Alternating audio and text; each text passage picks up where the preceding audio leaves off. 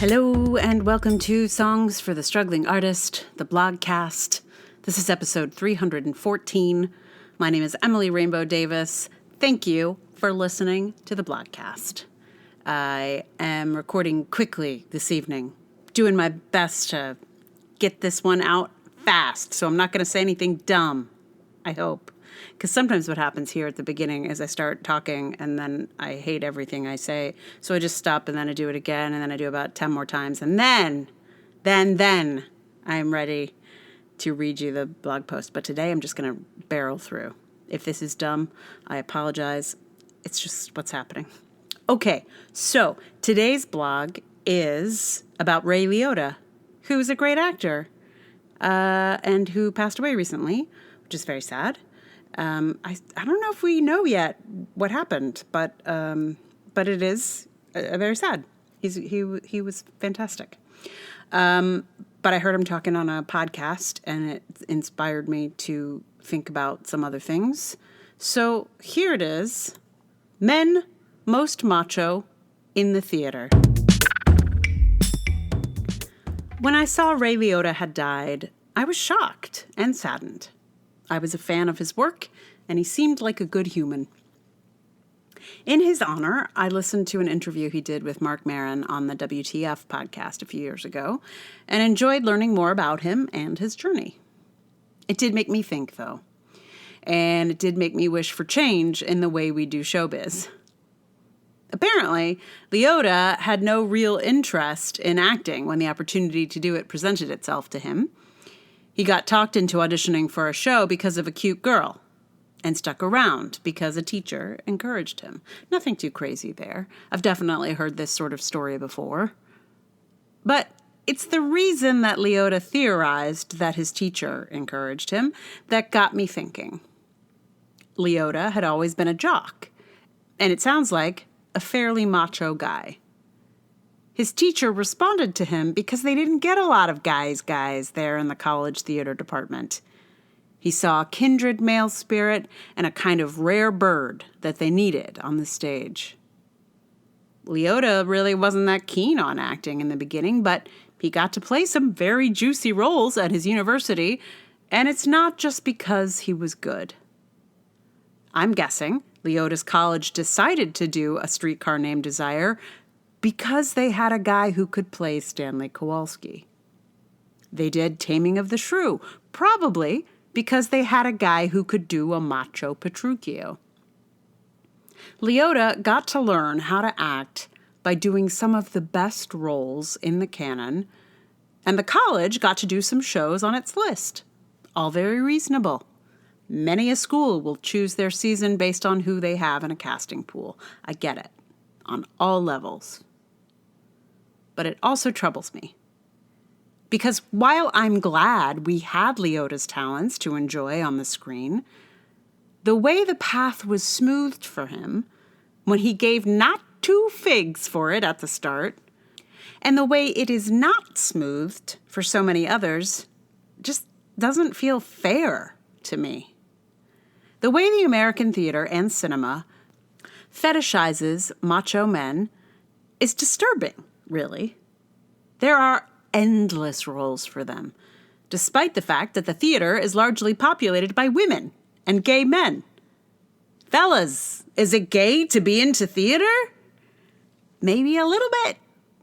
Yet, in spite of the inherent queerness in the form, or maybe because of it, the macho man is embraced, encouraged, and given pride of place over and over again. The American theater is dominated by macho plays and macho actors. How many revivals of American Buffalo do we need? A lot, apparently. I loved True West the first time I saw it, and even the second and third time. Then there was that time I assistant directed a production of it at a college of 75% women. Enough's enough. Anyway, Liotta wasn't in the theater for long because this pipeline between the theater and film was built for men like him. Macho men from the theater get snapped up into film, which also has a high demand for men who could be mobsters. And so someone who had no interest in acting at first could be swept up into one of the most prestigious careers around. And I'm glad that it happened to Ray Liotta because I'm happy we had him while he was here. But I can't help feeling sad for all the people who loved the theater, who ate, slept, and drank it, who would have done anything to have a shot, and no one ever took them under their wing and helped them to a wide range of opportunities. No one ever chose a season based on their presence in the casting pool. No one saw them in a play and put them in a soap opera. No one ever saw them in a soap opera and put them in a prestige film. I hate looking at a class full of actors and knowing that the person most likely to find success will be the man most macho, no matter how much more talented or dedicated or passionate his peers might be. Sorry, ladies, non-binaries, and gays, the theater is dependent on there being thousands like you, but it will always choose the macho fella who doesn't care about it first. The theater loves a cool, disinterested man who can help it grapple with masculinity, I guess. Anyway, R.I.P. Ray Liotta, even if I am a little mad about how your success came to you. One day, I'd love to hear a story about a woman who just didn't care that much about theater, but some teacher just had to have her in the show anyway, and she became a big, big star. I got a couple messages from theater people about this one. They were like, "Oh yeah." I think it's a frustration that many of us have felt around who rises and who is never seen again. Someone told me a story about someone that they knew who was just terrible, but is now famous, and it's just because they're a macho dude. And then also there was some stuff that was like, yeah, it's not just in the theater either. Like macho fellas are preferenced in every field, which I thought was a good reminder because it does, it's maybe easier to see in the theater because these are all visible people and visible, especially like on a screen or on stage, and it's very obvious who we're looking at. But like, yeah, in other fields, it's true too, which is important to remember. And I thank that person for mentioning it. So I have learned the Village People's Macho Man for this blogcast, and I will play it for you very shortly on guitar. Meanwhile, thank you so much for listening. If you like the blogcast, please tell someone about it. Share it on the social medias. Like, subscribe, review, other stuff. And if you'd like to support it with your dollars, there's patreon.com/Emily R. Davis. There's Ko-fi. There's PayPal. All those links are in the show notes. If you would like to listen to my audio drama, The Dragoning, we are 4 episodes into season 2. And that is on any platform that you're listening to this on. You can also find The Dragoning. We'd love to have you. And I believe that is all the things. Thank you so much for listening. And I'm going to give you here Macho Man, because, I had to. I did leave out the sort of funkiest part of the song. So I've stripped it down a little bit. I just, there's no good way to do the funky bits.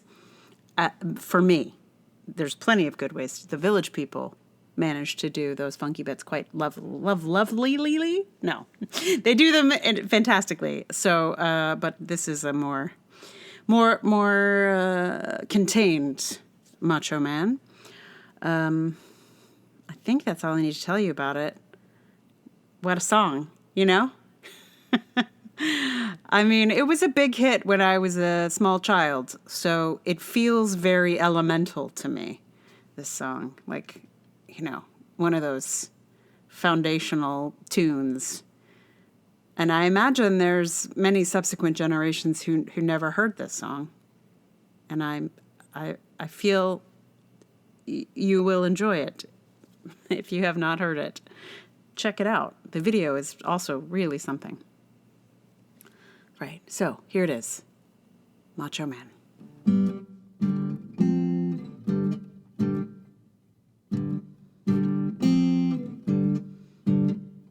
Every man wants to be a macho man, to have the kind of body always in demand. Jogging in the mornings, go man go.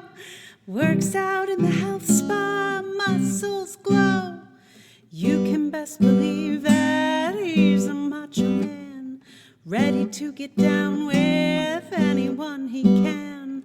Hey, hey, hey, hey, hey, hey, macho man. I've got to be a macho man, a macho man. I've got to be a macho man.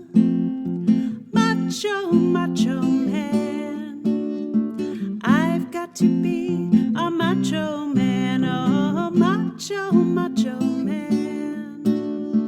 I've got to be a macho. You can tell a macho he has a funky walk. His western shirts and leather always look so boss. Funky with his body, he's a king. Call him Mr. Ego, dig his chains. You can best believe that he's a macho man. He likes to be the leader, he never dresses grand. Hey, hey, hey, hey, hey, hey, macho man. I've got to be a macho man, a macho man. I've got to be a macho man.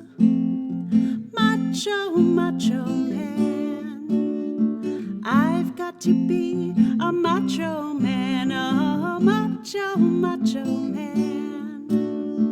I've got to be a macho.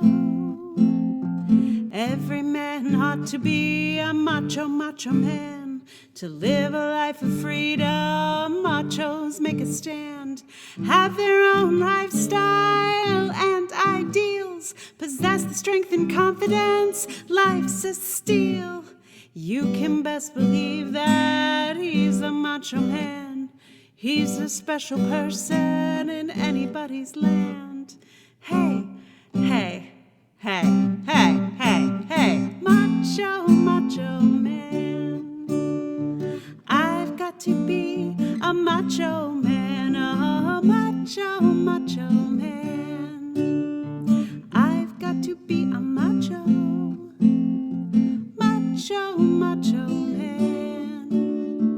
I've got to be a macho man, a macho man.